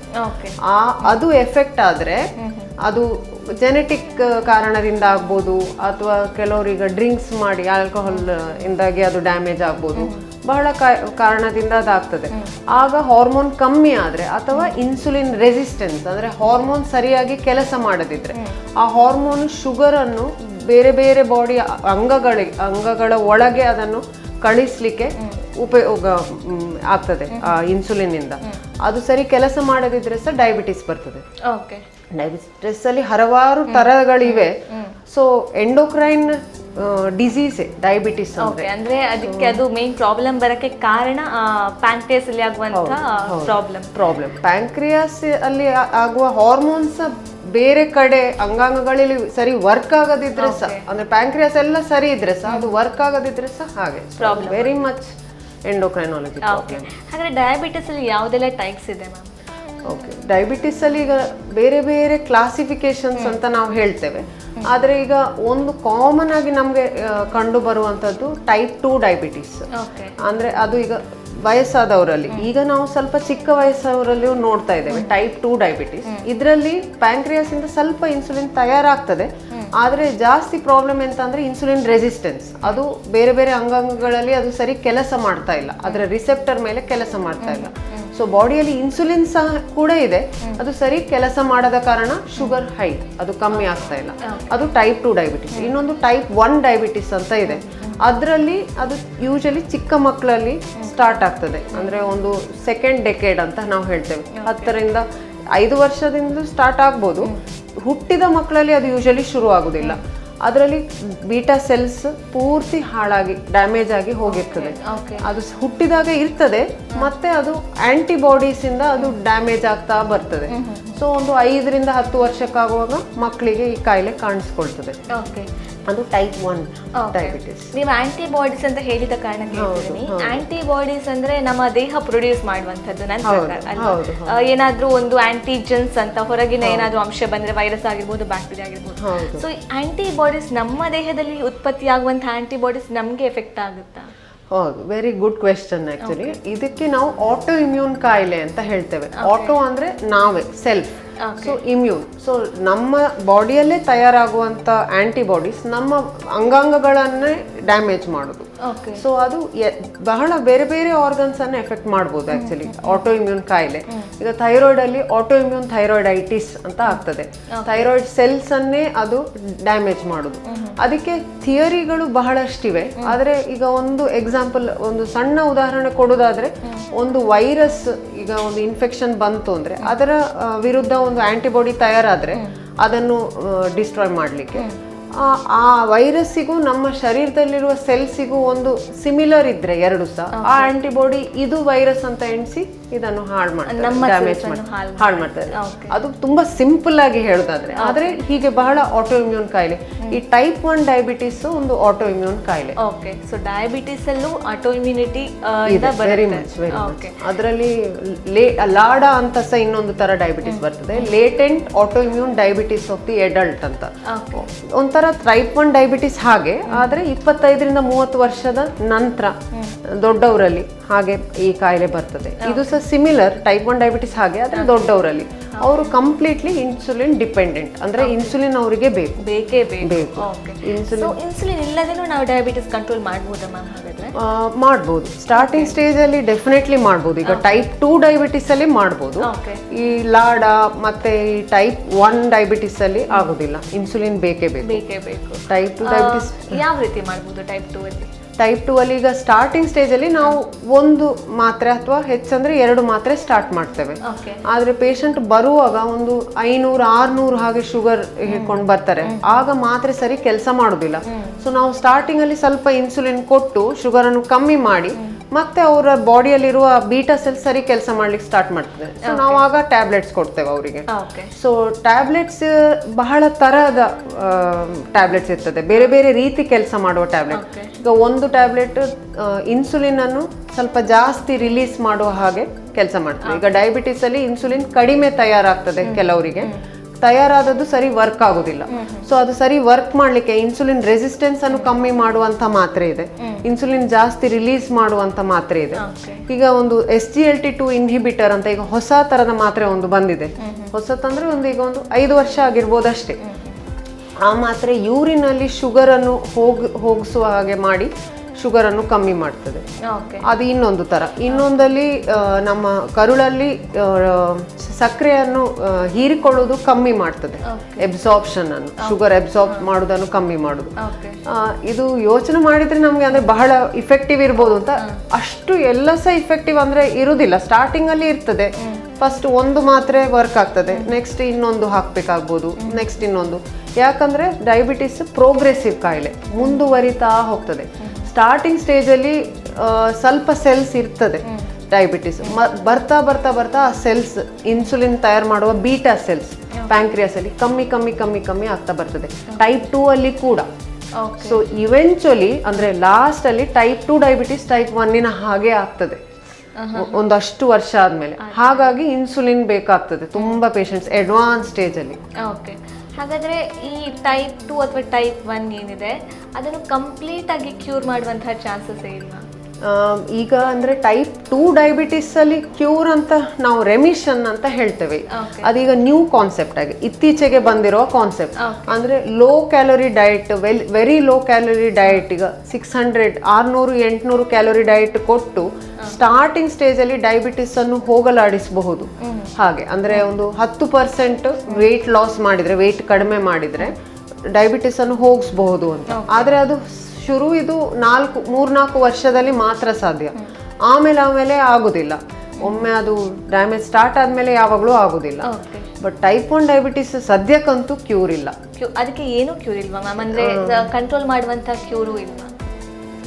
ಈಗ ವ್ಯಾಕ್ಸಿನ್ಸ್, ಕೆಲವರು ಈಗ ಆಂಟಿಬಾಡಿಯಿಂದ ಡಿಸ್ಟ್ರಾಯ್ ಆಗೋದು, ಈಗ ಡ್ಯಾಮೇಜ್ ಆಗುವ ಸೆಲ್ಸ್ ಡ್ಯಾಮೇಜ್ ಆಗುವ ಪ್ರೋಸೆಸ್ ಅನ್ನು ನಿಲ್ಲಿಸುವ ಹಾಗೆ ಉಂಟಾ ಅಂತ ತುಂಬಾ ಟ್ರೈ ಮಾಡಿದ್ದಾರೆ. ವ್ಯಾಕ್ಸಿನ್ಸ್ ಸಹ ಅದಕ್ಕೆ ಕೆಲವು ಟ್ರೈ ಮಾಡಿದ್ದಾರೆ. ಸದ್ಯಕ್ಕಂತೂ ಇಲ್ಲ. ಹಾಗೆ ಈಗ ಕಂಟ್ರೋಲೇ ಮಾಡುದು.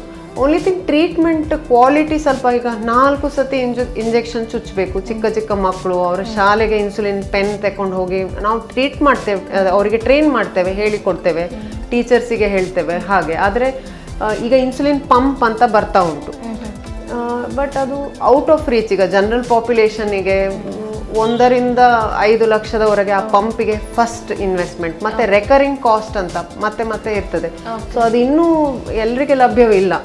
ಸೊ ಅದು ಅವೈಲೇಬಲ್ ಆದ ಹಾಗೆ ಕಾಸ್ಟ್ ಕಮ್ಮಿ ಆದರೆ ತುಂಬ ಬಹಳ ಪುವರ್ ಪೇಷಂಟ್ಸಿಗೆ ಈಗ ಸದ್ಯಕ್ಕೆ 4 ಸತಿ ಇನ್ಸುಲಿನ್ ಕೊಡೋದೇ ಅವರಿಗೆ ಬೇರೆ ದಾರಿ ಇಲ್ಲ. ಅಂದ್ರೆ ಅದು ನಿಲ್ಸಿದ್ರೆ, ಒಂದು 2-3 ದಿನ ಇನ್ಸುಲಿನ್ ಸ್ಟಾಪ್ ಮಾಡಿದ್ರೆ ಪ್ರಾಣಕ್ಕೆ ಸಹ ಅಪಾಯ ಇದೆ.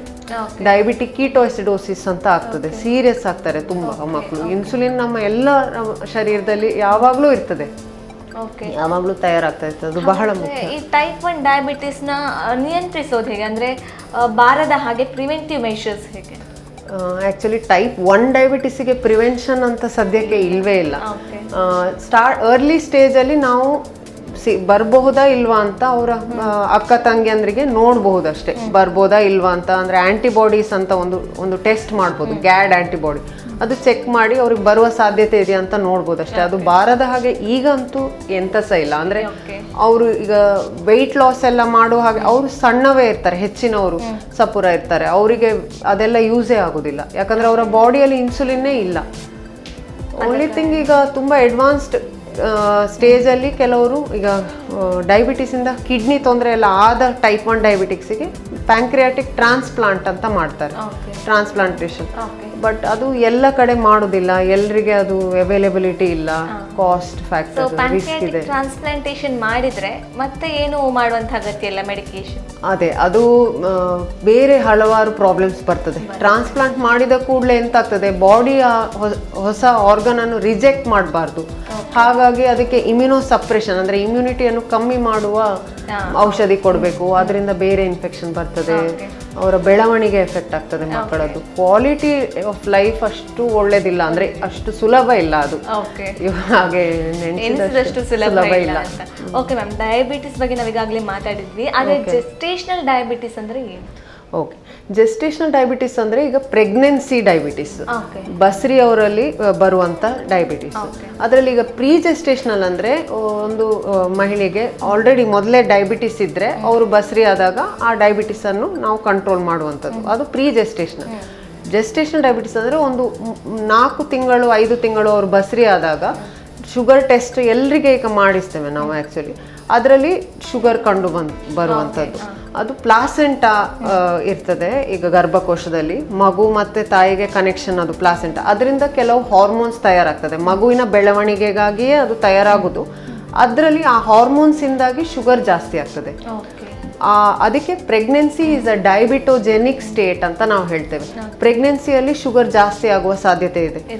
ನಾರ್ಮಲ್ ಪೀಪಲಲ್ಲೂ ಸ್ವಲ್ಪ ಜಾಸ್ತಿ ಆಗ್ತದೆ ಪ್ರೆಗ್ನೆನ್ಸಿಯಲ್ಲಿ. ಹಾಗೆ ಅದು ನಾರ್ಮಲ್ ರೇಂಜ್ ಇಂದ ಜಾಸ್ತಿ ಆದ್ರೆ ಮಗುವಿಗೆ ಎಫೆಕ್ಟ್ ಆಗುತ್ತೆ. ಈ ಜೆಸ್ಟೇಷನಲ್ ಡಯಾಬಿಟಿಸ್ ಅಂತ ಏನಿದೆಯೋ ಅದು ಡೆಲಿವರಿ ಆದ ನಂತರ ಮತ್ತೆ ನಾರ್ಮಲ್ ಸ್ಟೇಟಿಗೆ ಬರುತ್ತಾ ಅಥವಾ ಕಂಟಿನ್ಯೂ ಆಗುತ್ತೆ? Good question. ಆಕ್ಚುಲಿ ಅದೇ ಹೇಳಲಿಕ್ಕೆ ಆಗುದಿಲ್ಲ, ಹೆಚ್ಚಾಗಿ ಅದು ನಾರ್ಮಲ್ ಆಗ್ತದೆ. ಅಂದ್ರೆ ಮಗು ಡೆಲಿವರಿ ಆದ ಮೇಲೆ ಪ್ಲಾಸೆಂಟಾ ಸಹ ಡೆಲಿವರಿ ಆಗ್ತದೆ. ಸೊ ಪ್ಲಾಸೆಂಟಾ ಹೋದ್ಮೇಲೆ ಆ ಹಾರ್ಮೋನ್ಸ್ ಇರುವುದಿಲ್ಲ, ಸೊ ಅದು ಹೋಗ್ತದೆ. ಆದ್ರೆ ಕೆಲವರಿಗೆ ಒಂದು ಮಾತ್ರೆ ನಾವು ಕೊಡ್ಬೇಕಾಗ್ಬೋದು, ಎಸ್ಪೆಷಲಿ ಅವ್ರಿಗೆ ಬೇರೆ ರಿಸ್ಕ್ ಫ್ಯಾಕ್ಟರ್ಸ್ ಇದ್ರೆ, ಒಬೇಸಿಟಿ ಅಂದ್ರೆ ಅವರು ದಪ್ಪ ಇದ್ರೆ, ತುಂಬಾ ಫ್ಯಾಮಿಲಿಯಲ್ಲಿ ಅವರಿಗೆ ಶುಗರ್ ಇದ್ರೆ, ಯಾರಿಗಾದ್ರೂ ಅವರ ತಂದೆ ತಾಯಿ ಅಕ್ಕ ತಂಗಿ ಅಣ್ಣ ತಮ್ಮ ಯಾರಿಗಾದ್ರೂ ಇದ್ರೆ ಆ ರಿಸ್ಕ್ ಫ್ಯಾಕ್ಟರ್, ಅವರು ಜೆನೆಟಿಕ್ ರಿಸ್ಕ್ ಇದ್ರೆ ಅವ್ರಿಗೆ ಡೆಲಿವರಿ ಆದ್ಮೇಲೆ ಸ್ವಲ್ಪ ಶುಗರ್ ಸ್ವಲ್ಪ ಹೈ ಇರ್ಬೋದು. ನಾವು ಸ್ವೀಟ್ಸ್ ಎಲ್ಲ ಅವಾಯ್ಡ್ ಮಾಡ್ಲಿಕ್ಕೆ ಹೇಳ್ತೇವೆ. ಮ್ಯಾಮ್, ಈಗಾಗಲೇ ಮಾತಾಡಿದ ಪ್ರಕಾರ ಪ್ಯೂಟಿಟರಿ ಗ್ಲ್ಯಾಂಡ್ಗೆ ಏನಾದರೂ ಎಫೆಕ್ಟ್ ಆದರೆ ಪ್ಯೂಬರ್ಟಿ ಸಮಸ್ಯೆ ಬರುತ್ತೆ ಅಂತ ಹೇಳಿದ್ರಿ. ಸೊ ಪ್ಯೂಬರ್ಟಿ ಸಮಸ್ಯೆ ಯಾವ ರೀತಿ ಇರುತ್ತೆ, ಹಾಗೇನೆ ಪ್ಯೂಬರ್ಟಿ ಸಮಸ್ಯೆ ಕಂಟಿನ್ಯೂ ಆಗುತ್ತೆ? ಪ್ಯೂಬರ್ಟಿ ಅಂದ್ರೆ ಈಗ ಯೌವನಕ್ಕೆ ಕಾಲು ಇಡೋದು. ಸೊ ಅದಕ್ಕೆ ಕೆಲವು ಹಾರ್ಮೋನ್ಸ್ ಬೇಕಾಗೋದು ಪಿಟ್ಯೂಟರಿ ಗ್ಲ್ಯಾಂಡ್ ಅಲ್ಲಿ ಸ್ಟಾರ್ಟ್ ಆಗುತ್ತೆ. ಆಕ್ಚುಲಿ ಅದರಿಂದ ಮೇಲೆ ಹೈಪೋಥಾಲಮಸ್ ಅಲ್ಲೇ ಸ್ಟಾರ್ಟ್ ಆಗ್ತದೆ. ಸೊ LHFSH ಅಂತ ಹಾರ್ಮೋನ್. ಸೊ ಪಿಟ್ಯೂಟರಿ ಗ್ಲ್ಯಾಂಡ್ ಯಾವುದೇ ಕಾರಣಕ್ಕೆ ಒಂದು ಟ್ಯೂಮರ್ ಬಂದು ಏನಾದರೂ ಆಗಿ ಅದು ತೆಗಿಬೇಕಾದ್ರೆ ಆ ಹಾರ್ಮೋನ್ಗಳು ಕಮ್ಮಿ ಇರ್ತದೆ. ಹಾಗೆ ನಾವು ಹೈಪೋಗೊನಾಡಿಸಮ್ ಅಂತ ಹೇಳ್ತೇವೆ. ಟೈಮಿಗೆ ಪ್ಯೂಬರ್ಟಿ ಸ್ಟಾರ್ಟ್ ಆಗೋದಿಲ್ಲ. ಅಂದ್ರೆ ಈಗ ಒಂದು 16-17 ವರ್ಷ ಆದ್ರೂ ಒಂದು ಮಹಿಳೆಗೆ ಈಗ ಮುಟ್ಟು ಸ್ಟಾರ್ಟ್ ಆಗಲಿಲ್ಲ, ಹಾಗೆ ನಾವು ಪೇಷಂಟ್ ನಮ್ಮ ಹತ್ರ ಕರ್ಕೊಂಡು ಬರ್ತಾರೆ. ಅಥವಾ ಗಂಡಸರಲ್ಲಿ ಈಗ ಗಡ್ಡ ಮೀಸೆ ಬರಲಿಲ್ಲ, ಉದ್ದ ಆಗ್ತಾ ಇಲ್ಲ ಅವರು, ಹಾಗೆ ಕರ್ಕೊಂಡು ಬರ್ತಾರೆ ನಮ್ಮ ಹತ್ರ. ಸೊ ಅದು ಒಂದು ಲೆವೆಲ್ ಅಲ್ಲಿ. ಸೊ ಪಿಟ್ಯೂಟ್ರಿಯಿಂದ ಈ ಹಾರ್ಮೋನ್ಸ್ LHFSH ನೆಕ್ಸ್ಟ್ ಗೊನಾಡ್ಸ್ ಅನ್ನು ಸ್ಟಿಮ್ಯುಲೇಟ್ ಮಾಡ್ತದೆ. ಗೊನಾಡ್ಸ್ ಅಂದ್ರೆ ಈಗ ಓವರೀಸ್ ಲೇಡೀಸ್ ಅಲ್ಲಿ ಮತ್ತೆ ಜೆಂಟ್ಸ್ ಅಲ್ಲಿ ಟೆಸ್ಟಿಸ್, ಅದನ್ನು ಸ್ಟಿಮ್ಯುಲೇಟ್ ಮಾಡಿ ಅದರಿಂದ ಗೊನಾಡಲ್ ಹಾರ್ಮೋನ್ಸ್ ತಯಾರಾಗ್ತದೆ. ಈಗ ಜೆಂಟ್ಸ್ ಅಲ್ಲಿ ಟೆಸ್ಟೋಸ್ಟಿರೋನ್, ಅದರಿಂದ ಗಡ್ಡ ಮೀಸೆ ಬರುವುದಾಗ್ಲಿ, ಅವರು ಮೇಲ್ ಚೇಂಜಸ್, ಈಗ ವಾಯ್ಸ್ ಚೇಂಜ್ ಆಗೋದು, ಉದ್ದಾಗೋದು, ಕೂದಲು ಬರೋದು ಕಂಕ್ಲಲ್ಲಿ, ಹಾಗೆ ಚೇಂಜಸ್. ಲೇಡೀಸ್ ಅಲ್ಲಿ ಈಗ ಮುಟ್ಟಾಗ್ಲಿಕ್ಕೆ ಈಸ್ಟ್ರೋಜನ್ ಪ್ರೊಜೆಸ್ಟ್ರಾನ್ ಅಂತ ಹಾರ್ಮೋನ್ ಓವರೀಸ್ ಅಲ್ಲಿ. ಸೊ ಕಾಯಿಲೆ ಆ ಓವರಿ ಲೆವೆಲ್ ಅಲ್ಲಿ ಪ್ರಾಬ್ಲಮ್ ಆದ್ರೂ ಬರ್ಬೋದು, ಅಥವಾ ಮೇಲಿನ ಹಾರ್ಮೋನ್ ಅದನ್ನ ಸ್ಟಿಮ್ಯುಲೇಟ್ ಮಾಡೋ ಹಾರ್ಮೋನ್ ಪ್ರಾಬ್ಲಮ್ ಆದ್ರೂ ಬರ್ಬೋದು. ಸೊ ಪಿಟ್ಯೂಟರಿ ಕಾಯಿಲೆಯಲ್ಲಿ ಒಂದು ತರದ ಪ್ಯೂಬರ್ಟಿ ಪ್ರಾಬ್ಲಮ್ಸ್ ಬರ್ಬೋದು. ಅಥವಾ LHFSH ಜಾಸ್ತಿ ತಯಾರಾದ್ರೆ ಅದರಲ್ಲಿ ಪ್ರಿಕಾಷಸ್ ಪ್ಯೂಬರ್ಟಿ, ಅಂದ್ರೆ ಯಾವ ಡೇಟಿಗೆ ಪ್ಯೂಬರ್ಟಿ ಸ್ಟಾರ್ಟ್ ಆಗಬೇಕು ಅದರ ಮುಂಚೆ ಬರೋದು. ಈಗ ನಾನು ಈಗ ಹೇಳ್ಬೇಕಾದ್ರೆ ಒಂದು 3 ವರ್ಷದ ಮಗುವಿಗೆ ಮುಟ್ಟು ಸ್ಟಾರ್ಟ್ ಆದದ್ದನ್ನು ನಾವು ಟ್ರೀಟ್ಮೆಂಟ್ ಕೊಟ್ಟು ನೋಡಿದ್ದೇವೆ. ಹಾಗೆ ಅಂದ್ರೆ ಅದನ್ನು ನಿಲ್ಲಿಸಬೇಕು. ಯಾವ ಏಜ್ ಅಲ್ಲಿ ಮುಟ್ಟು ಸ್ಟಾರ್ಟ್ ಆಗಬೇಕು ಅದರ ಮುಂಚೆ ಸ್ಟಾರ್ಟ್ ಆಗುವಂಥದ್ದು ಅಂತ ಸಮಸ್ಯೆ. ಮ್ಯಾಮ್, ಈಗ ನಾನು ಮೊದಲ ಪ್ರಶ್ನೆ ನಿಮ್ಮ ಹತ್ರ ಕೇಳಿದ್ದು ಎಂಡೋಕ್ರೈನಾಲಜಿಯಲ್ಲಿ ಏನೆಲ್ಲ ಕವರ್ ಆಗುತ್ತೆ ಅಂತ. ಸೊ ಆಗ ನೀವು ಪಿಟ್ಯೂಟರಿ ಗ್ಲ್ಯಾಂಡು, ಪ್ಯಾಂಕ್ರಿಯಾಸು, ಅದ್ರ ಜೊತೆಗೆ ಎಡ್ರಿನಲ್ ಗ್ಲ್ಯಾಂಡ್ ಅಂತ ಹೇಳಿದ್ವಿ. ಸೊ ಎಡ್ರಿನಲ್ ಗ್ಲ್ಯಾಂಡ್ ಅಂದ್ರೆ ಸಾಮಾನ್ಯ ಭಾಷೆಯಲ್ಲಿ ಜನರಿಗೆ ಏನು ಅಂತ ತಿಳಿಸ್ಬೋದು? ಎಡ್ರಿನಲ್ ಗ್ಲ್ಯಾಂಡ್ ಅಂದ್ರೆ ಒಂದು ಕಿಡ್ನಿಯ ಮೇಲೆ, ರೀನಲ್ಸ್ ಅಂದ್ರೆ ಕಿಡ್ನಿ, ಸೊ ಅಡ್ರಿನಲ್ಸ್ ಅಥವಾ ಸುಪ್ರಾರೀನಲ್ಸ್ ಅಂತ ನಾವು ಹೇಳ್ತೇವೆ. ಸೊ ಅದರ ಹತ್ತಿರ ಅಥವಾ ಅದರ ಮೇಲೆ ಹೀಗೆ ಒಂದು ಚಿಕ್ಕ ಗ್ಲ್ಯಾಂಡ್, ಕಿಡ್ನಿಯಿಂದ ಸ್ವಲ್ಪ ತುಂಬಾ ಚಿಕ್ಕ ಗ್ಲ್ಯಾಂಡ್, ಅದರಲ್ಲಿ ಬಹಳಷ್ಟು ತರದ ಸೆಲ್ಸ್ ಇದೆ. ಒಂದು ಮೋಸ್ಟ್ ಇಂಪಾರ್ಟೆಂಟ್ ಸೆಲ್ ಅಂದ್ರೆ ಕಾರ್ಟಿಸಾಲ್ ತಯಾರು ಮಾಡುವ ಸೆಲ್ಸ್. ಆ ಕಾರ್ಟಿಸಾಲ್ ಅಂತ ಹಾರ್ಮೋನ್ ನಮ್ಮ BP ಮೇಂಟೈನ್ ಮಾಡಲಿಕ್ಕೆ, ನಮ್ಮ ಸೋಡಿಯಂ ಪೊಟ್ಯಾಷಿಯಂ ಬಾಡಿದು ಮೇಂಟೈನ್ ಮಾಡಲಿಕ್ಕೆ, ನಮ್ಮ ಎಲ್ಲ ಫಂಕ್ಷನ್ಸ್, ಬಾಡಿ ಫಂಕ್ಷನ್ಸಿಗೆ ಅದು ಬಹಳ ಮುಖ್ಯ. ಆ ಕಾರ್ಟಿಸಾಲ್ ಹಾರ್ಮೋನ್ ನಮ್ಮ ಶರೀರದಲ್ಲಿ ಕಮ್ಮಿ ಇದ್ರೆ ಪ್ರಾಣಕ್ಕೆ ಅಪಾಯ ಇದೆ. ಸೊ ಎಡ್ರಿನಲ್ ಇನ್ಸಫಿಷಿಯನ್ಸಿ ಅಂದ್ರೆ ಆ ಕಾರ್ಟಿಸಾಲ್ ಹಾರ್ಮೋನ್ ಶರೀರದಲ್ಲಿ ಕಮ್ಮಿ ಇದ್ರೆ ನಾವು ಅದಕ್ಕೆ ಎಡ್ರಿನಲ್ ಇನ್ಸಫಿಷಿಯನ್ಸಿ ಅಂತ ಹೇಳ್ತೇವೆ. ಸೊ ನಾವು ಆಗ ಮಾತ್ರೆ ರೂಪದಲ್ಲಿ ಆ ಹಾರ್ಮೋನ್ ಅನ್ನು ರೀಪ್ಲೇಸ್ ಮಾಡುವಂತ, ಅಥವಾ ಅಗತ್ಯಕ್ಕಿಂತ ಹೆಚ್ಚು ಈ ಹಾರ್ಮೋನ್ ತಯಾರಾದ್ರೆ, ಅದು ಒಂದು ತರದ ಹಾರ್ಮೋನ್ ಕಾರ್ಟಿಸಾಲ್. ಆಲ್ಡೋಸ್ಟಿರೋನ್ ಅಂತ ಇನ್ನೊಂದು ಹಾರ್ಮೋನ್, ಅದರಲ್ಲಿ ಬಹಳ ಲೇಯರ್ಸ್ ಇದೆ. ಅದರಲ್ಲಿ ಒಂದು ಲೇಯರ್ ಅಲ್ಲಿ ಈಗ ಆಲ್ಡೋಸ್ಟಿರೋನ್ ಅಂತ ಹಾರ್ಮೋನ್, ಅದು ನಮ್ಮ ಬ್ಲಡ್ ಪ್ರೆಷರ್ ಅನ್ನು ಮೇಂಟೈನ್ ಮಾಡ್ಲಿಕ್ಕೆ ಬಹಳ ಮುಖ್ಯ. ಅದು ಹೆಚ್ಚಾದ್ರೆ BP ಜಾಸ್ತಿ ಆಗ್ಬೋದು. ಅದರ ಹೆಚ್ಚಾಗ್ಲಿಕ್ಕೆ ಕಾರಣ ಅಂದ್ರೆ ಅದ್ರ ಎಡ್ರಿನಲ್ ಅಲ್ಲಿ ಒಂದು ಗಡ್ಡೆ, ಆ ಗಡ್ಡೆಯಿಂದ ಹೆಚ್ಚು ಆಲ್ಡೋಸ್ಟಿರೋನ್ ತಯಾರಾಗ್ತಾ ಇದ್ರೆ ಅದರಿಂದ BP ಜಾಸ್ತಿ ಆಗ್ಬೋದು. ಸೊ ಆ ಗಡ್ಡೆ ಆಪರೇಟ್ ಮಾಡಿ ತೆಗಿಬೇಕು. ನಾವು ಸರ್ಜರಿ ಮಾಡುದಿಲ್ಲ, ನಾವು ರೆಫರ್ ಮಾಡ್ತೇವೆ. ಆದ್ರೆ ಕೆಲವು ಟೆಸ್ಟ್ ಅಲ್ಲಿ ನಾವು ಕಂಡು ಹಿಡಬಹುದು ಅದರಿಂದ ಇರ್ಬೋದು. ಮ್ಯಾಮ್, ಹೆಚ್ಚಾಗಿ ಸಮಸ್ಯೆಗೆ ಸ್ಟೀರಾಯ್ಡ್ಸ್ ತಗೋತಾರೆ. ಸೊ ಈ ಸ್ಟೀರಾಯ್ಡ್ಸ್ ಇಂದ ನೆಗೆಟಿವ್ ಎಫೆಕ್ಟ್ ಏನಾದರೂ ಆಗುತ್ತಾ? ಇದು ಬಹಳ ಮುಖ್ಯ ಪ್ರಶ್ನೆ. ಆಕ್ಚುಲಿ ಸ್ಟೀರಾಯ್ಡ್ಸ್ ಸರಿಯಾದ ಡೋಸ್ ಅಲ್ಲಿ ತಕೊಂಡ್ರೆ ಅದರಿಂದ ನೆಗೆಟಿವ್ ಎಫೆಕ್ಟ್ ಇರೋದಿಲ್ಲ. ಆದ್ರೆ ಜನರು ಆ ಪ್ರಿಸ್ಕ್ರಿಪ್ಷನ್ ಅಲ್ಲಿ ಪದೇ ಪದೇ ಅದನ್ನು ಕೊಟ್ಟು ಸ್ಟೀರಾಯ್ಡ್ಸ್ ತಾವೇ ತಗೊಳ್ತಾ ಹೋದ್ರೆ, ಒಂದು ಅಗತ್ಯಕ್ಕಿಂತ ಹೆಚ್ಚು ಡೋಸ್ ಅಲ್ಲಿ ತಕೊಂಡ್ರೆ ಅಥವಾ ಹೆಚ್ಚು ಕಾಲ ತಕೊಂಡ್ರೆ ಅದರಿಂದ ಡೆಫಿನೆಟ್ ಸೈಡ್ ಇಫೆಕ್ಟ್ ಇರಬಹುದು. BP ನಮ್ಗೆ ಜಾಸ್ತಿ ಮಾಡ್ಬೋದು, ಅದರಿಂದ ಶುಗರ್ ಕಾಯಿಲೆ ಅಂತ ಬರ್ಬೋದು. ಕುಶಿಂಗ್ಸ್, ಎಕ್ಸೋಜಿನಸ್ ಕುಶಿಂಗ್ ಸಿಂಡ್ರೋಮ್ ಅಂದ್ರೆ ಚರ್ಮ ಎಲ್ಲ ತೆಳುವಾಗಿ ಅದರಲ್ಲಿ ಹೀಗೆ ಕೆಂಪು ಕಲರ್ದು ಗೆರೆ ಹಾಗೆ ಬರ್ತದೆ. ಅವರು ಹೊಟ್ಟೆ ಹತ್ತಿರ ಸ್ವಲ್ಪ ದಪ್ಪ ಆಗುದು, ಕೊಬ್ಬಿನಾಂಶ ಜಾಸ್ತಿ ಆಗುದು, ಇಂಥದ್ದೆಲ್ಲ ಬಹಳ ಮುಟ್ಟಿನ ತೊಂದರೆ ಎಲ್ಲ ಆಗ್ತದೆ. ಅಂದ್ರೆ ಆ ಕಾರ್ಟಿಸಾಲ್ ಹಾರ್ಮೋನ್ ಜಾಸ್ತಿ ಆಗ್ತದೆ. ಸ್ಟೀರಾಯ್ಡ್ ಅಂದ್ರೆ ಆ ಕಾರ್ಟಿಸಾಲ್ ಹಾರ್ಮೋನಿಗೆ ಸಂಬಂಧಪಟ್ಟಂತಹ ಸ್ಟೀರಾಯ್ಡ್ ಬಹಳಷ್ಟು ಇದೆ. ಆದ್ರೆ ಜನರಲಿ ಕಾರ್ಟಿಕೋಸ್ಟಿರಾಯ್ಡ್ ಅಂತ ನಾವು ಹೇಳುದು. ಅಸ್ತಮಾ ಕಾಯಿಲೆಗೆ, ಬೇರೆ ಕಿಡ್ನಿ ಪ್ರಾಬ್ಲಮ್ಸ್ಗೆಲ್ಲ ಅದನ್ನು ಉಪಯೋಗಿಸ್ತಾರೆ. ಸ್ಕಿನ್ ಡಾಕ್ಟರ್ ಬಹಳ ಯೂಸ್ ಮಾಡ್ತಾರೆ. ಅದು ಒಳ್ಳೇದು, ಒಂದು ಪರ್ಟಿಕ್ಯುಲರ್ ರೀತಿಯಲ್ಲಿ ಟ್ರೀಟ್ಮೆಂಟೇ ಸ್ಟೀರಾಯ್ಡ್. ಆದ್ರೆ ಅಗತ್ಯಕ್ಕಿಂತ ಹೆಚ್ಚು ಡೋಸ್ ಅಲ್ಲಿ ಯೂಸ್ ಮಾಡಿದ್ರೆ ಅಥವಾ ಹೆಚ್ಚು ಕಾಲ ಬಳಸಿದ್ರೆ ಅದರಿಂದ side effect. Okay, so doctor ಹೇಳಿದಷ್ಟು ಸಮಯ ಬಳಕೆ ಮಾಡಿದ್ರೆ ಏನು ಸಮಸ್ಯೆ ಇಲ್ಲ, ಹೆಚ್ಚಾಗಿ ಇಲ್ಲ. ನಾವೇ ಡಾಕ್ಟರ್ ಆಗಿ ಹೋದ್ರೆ ಸ್ವಲ್ಪ ಸಮಸ್ಯೆ ಆಗುತ್ತೆ, ಬಹಳ ಸಮಸ್ಯೆ ಆಗುತ್ತೆ. ಡಾಕ್ಟರ್, ಇಲ್ಲಿವರೆಗೂ ನಮಗೆ ಎಂಡೋಕ್ರೈನಾಲಜಿ ಕುರಿತು, ಗ್ಲ್ಯಾಂಡ್ಸ್ ಕುರಿತು, ಸಮಸ್ಯೆ ಕುರಿತು ಸಂಪೂರ್ಣವಾದ ಮಾಹಿತಿನ ತಿಳಿಸ್ಕೊಟ್ರಿ. ತುಂಬ ಧನ್ಯವಾದ. ವೀಕ್ಷಕರೇ, ಇಂದಿನ ಈ ಸಂಚಿಕೆಯಲ್ಲಿ ಎಂಡೋಕ್ರೈನಾಲಜಿ ಕುರಿತು, thyroid gland, pituitary gland, adrenal gland ಇದರ ಕುರಿತಾಗಿ ಸಂಪೂರ್ಣ ಮಾಹಿತಿನ ನಾವು ಪಡ್ಕೊಂಡಿದ್ದೀವಿ. ಮುಂದಿನ ಸಂಚಿಕೆಯಲ್ಲಿ ಇನ್ನೊಂದು ವಿಷಯದೊಡನೆ, ಇನ್ನಷ್ಟು ಮಾಹಿತಿಗಳೊಡನೆ ನಾವು ನಿಮ್ಮ ಮುಂದೆ ಬರ್ತೀವಿ. ಅಲ್ಲಿ ತನಕ ನೋಡ್ತಾ ಇರಿ ನಮ್ಮ ಟಿವಿ. ನಮಸ್ಕಾರ.